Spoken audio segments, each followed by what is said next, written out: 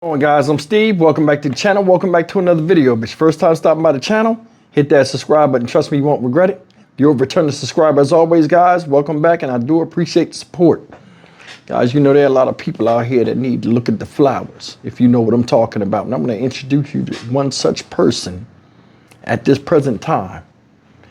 Boom. See this dude right here? This is 38-year-old Edward Rodriguez of Cooper City, Florida. Ladies and gentlemen, this man drove 4 hours to pick up a 13-year-old girl from Tampa, Florida, take her back to his house, in which he held her there for 4 days. Supposedly they met on the gaming app. And that's all I'm going to tell you for now. This dude right here don't need to be breathing. Take a look at this crap. Now at 11, you're looking at the man authorities say a missing 13-year-old girl from the Tampa area was found with days after she was reported missing. Good evening, and thank you for joining us tonight. I'm Juwan Strader. And I'm Roxanne Vargas. Investigators say the 38-year-old suspect met the girl on a gaming app. Kim Nguyen joins us live in Fort Lauderdale, where the suspect is behind bars tonight. Kim, fill us in. What can you tell us? Yeah, well, investigators say that the teen was in the suspect's apartment for 4 days. Tonight, he faces several charges, including molestation of a minor.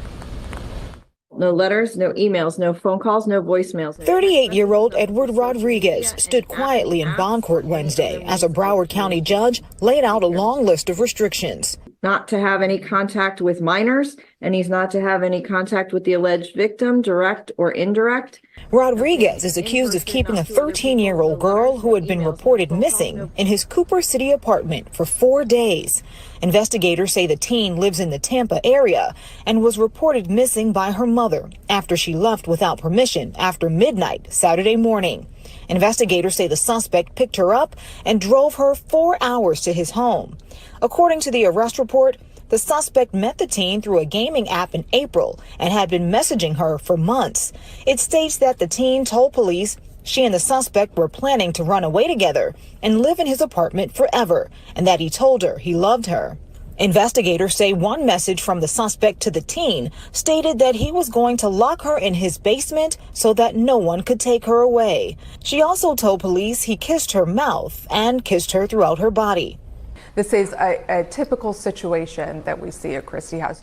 Amanda Altman is the CEO of Christie House, which helps children who've been sexually abused. She says many of the children they see were sexually solicited online, where perpetrators groom them over time. I'm your boyfriend. I love you. I'm going to take care of you. Very often they end up in a human trafficking situations.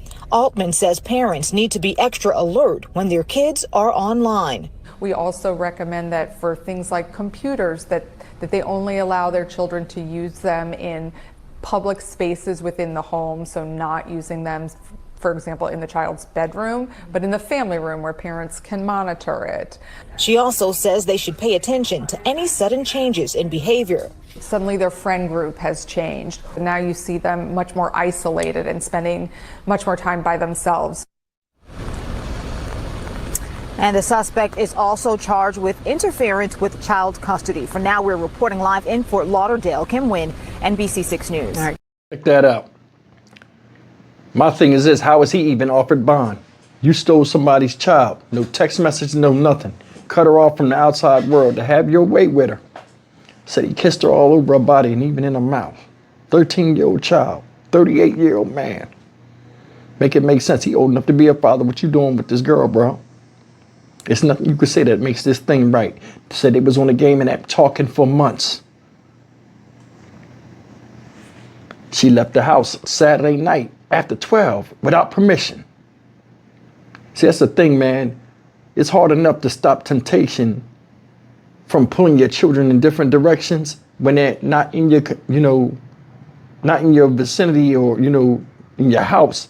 But I mean, come on, man. You got these people with forked tongues, spitting venom, talking these kids out of these houses, and these kids dumb enough to go with them. When I was young, man, people used to get kidnapped all the time. We always had that talk. You better not go with nobody. Any adult talk to you on a level where, it's not, respectable. You come say something to us. See, I had protection like that. A lot of people don't. And I don't know the situation with this girl and her parents. But I mean, come on. At 13 years old, this little girl know better. She know better. But I'm going to tell you, a child cannot keep up with the mind of a grown man, especially when he hell-bent on doing something sexual. Hell, when we was young boys, we were saying, doing anything to play in that garden. Y'all know. Imagine a grown man, you know, mentally he can run circles around that girl. He coaxed her out of her house and kept her for 4 days. Why does he get bail? Why does he get bail? Why is he even breathing? You know what I'm saying? Makes no sense. You took this girl from her home. She wound up going back. She in a shit ton of trouble. And this guy just sitting in jail. Now, I don't know if he got out or not. But I mean, how do you offer bond for somebody that preys on somebody else's kid? Nobody knows what happened besides the stuff they said that happened. But still, it changes that girl's life forever. Because she been with a man. And it might not have been all the way, but she knows a little bit differently now. These guys do this stuff out of their own selfish sexual desires, and they don't think about the implication of them doing this stuff. He talking about, I'll lock you up in my basement so nobody could ever take you away. If I had heard that and that was I would have attacked him in the courtroom. I would have attacked him in the courtroom. And he did that to my child. I'd have been already mad at her, but I would have been irate with this man. What's wrong with you? You 38 years old. From 21 years old all the way up to you. What's that? 27 years? 27 years worth of women on this planet. You couldn't find one. You had to come to my daughter with that? Because she was easy. Easy prey. You preyed on my child. That's unforgivable. And that's the thing. These guidelines and all this other stuff they got out here to make, like they serving justice. There's no real justice for this, especially for the fam. It's no real justice. He get locked up. Don't suppress his sexual appetite for young girls. Don't take away what his feelings and thinking about this girl. And it don't take away the chance or opportunity over time for them to reconnect and him try to sink his claws into your child again. That's why I say people that do this need to get them up out of here.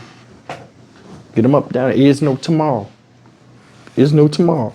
Ain't no way they letting this man out. And that's the thing. This guy and any other guy that do this type of stuff, and women too, you starting to see a rise in that.